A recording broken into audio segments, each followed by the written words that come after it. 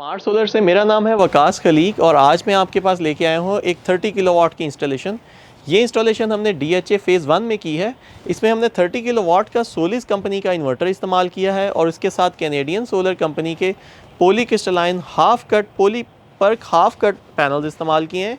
ये 360 वाट का एक मॉड्यूल है जो कि हाफ कट टेक्नोलॉजी के अंदर है और हाफ कट टेक्नोलॉजी के अंदर हमने ये total 84 number of solar panel इस्तेमाल किए हैं। इन 84 सोलर पैनल्स को हमने बड़ी कॉम्पैक्ट स्पेस के अंदर इस्तेमाल किया है। कुछ जगहों पे हमने 3 PV वाला स्ट्रक्चर इस्तेमाल किया है, कुछ जगहों पे हमने 2 PV वाला स्ट्रक्चर इस्तेमाल किया है। ये 84 टोटल सोलर पैनल्स हैं। सोलिस कंपनी का 5G टेक्नोलॉजी का 30 kVA का इन्वर्टर इसके ऊपर लगा हुआ है जो कि 1000 वोल्ट PV सपोर्टेड है। कुछ स्ट्रिंग्स हमारी यहाँ पे हैं जो कि 14 सोलर पैनल्स की स्ट्रिंग्स हैं। कुछ जगहों पे हमने 12 वाली स्ट्रिंग्स इस्तेमाल की हैं और इन 14 सोलर पैनल्स को अटैच करके हमने हाई वोल्टेज सीरीज़ बनाई है और वो तमाम जो स्ट्रिंग्स हैं एक ही सिंगल यूनिट इन्वर्टर के अंदर जा रही हैं।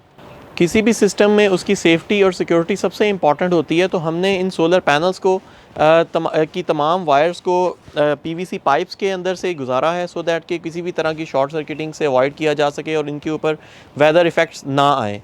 और तमाम सोलर पैनल के जो स्ट्रक्चर्स हैं वो GI फ्रेम्स हैं, रस्ट प्रूफ हैं, गैल्वनाइज्ड हैं। अगर 25 ईयर सोलर पैनल्स की लाइफ है तो 25 ईयर्स ही इन फ्रेम्स की भी लाइफ होगी।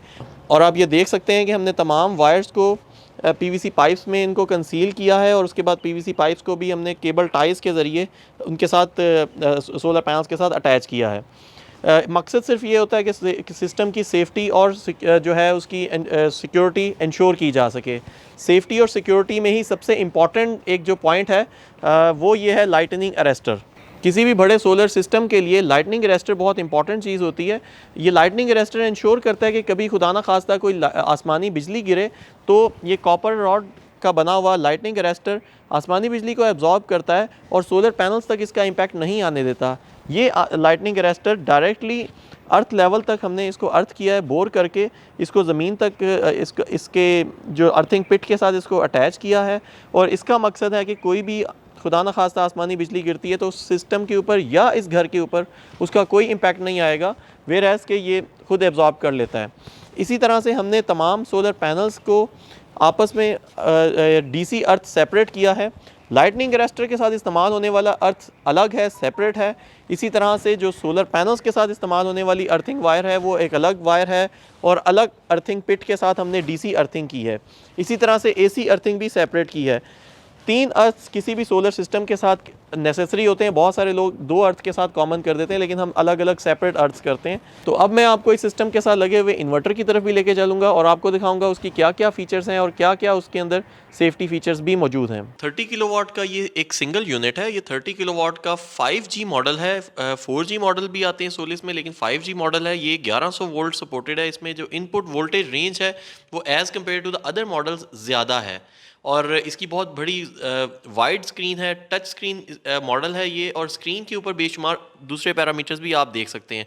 बहुत खूबसूरत बॉडी है, राउंडेड एजेस के साथ है और बैक साइड पे हीट सिंक है, फैनलेस ऑपरेशन है। मैं आपको थोड़ा सा इसकी LCD के फीचर्स भी दिखाना चाहूँगा। LCD के ऊपर पर डे जनरेशन भी बताता है ये, और जो पिछली पास प्रोडक्शन है, यस्टरडे की ईयरली प्रोडक्शन, ये तमाम डाटास आप अपने मोबाइल के ऊपर भी ले सकते हैं, लेकिन आप इसके टच स्क्रीन इंटरफेस से भी ले सकते हैं।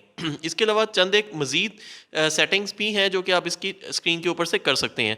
बॉटम साइड पे इसके ऊपर MPPT इनपुट्स हैं, मल्टीपल MPPT इनपुट्स हैं। आप अलग अलग स्ट्रिंग्स को ला के इसके अंदर इनपुट दे सकते हैं।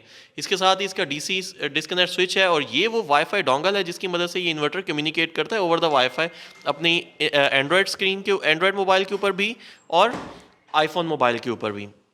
और साथ ही इसकी 3 फेज़ की आउटपुट भी है। मैं आपको थोड़ा सा इसकी DB के स्ट्रक्चर का भी दिखाना चाहूँगा। DB के ऊपर हमने अलग अलग सेपरेट DC ब्रेकर्स इस्तेमाल किए हैं और DC ब्रेकर्स के साथ ही अलग अलग सेपरेट DC SPDs भी इस्तेमाल किए हैं सो दैट कि in case of some search ये DC SPDs वर्क करें। इसके साथ हमने डीसी एसपीडीज के साथ साथ एसी एसपीडीज भी इस्तेमाल किए हैं और एसी का अलग से सेपरेट ब्रेकर भी इस्तेमाल की है, सो दैट कि ये सिस्टम की सेफ्टी और सिक्योरिटी इंश्योर्ड हो। खुदा ना खास्ता किसी भी तरह की शॉर्ट सर्किटिंग या सर्च कुछ आता है तो ये एसपीडीज इंटैक्ट हैं और अपनी वर्किंग करती रहती हैं। बहुत अच्छी क्वालिटी के शनाइडर कंपनी के ओरिजिनल शनाइडर कंपनी के ब्रेकर्स इस्तेमाल किए गए और उसको हमने एक waterproof dust proof dB box के अंदर लगाया है। ये सिस्टम टोटल हर महीने तकरीबन 3600 यूनिट्स बनाता है। ये एवरेज बता रहा हूँ मैं 3600 यूनिट्स ऑन एन एवरेज।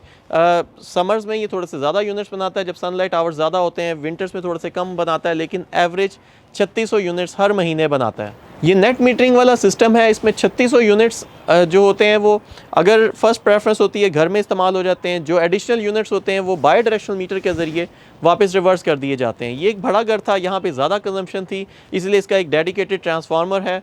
अपने ट्रांसफार्मर के ज़रिए उसके ऊपर एक सिंगल मीटर लगा हुआ है।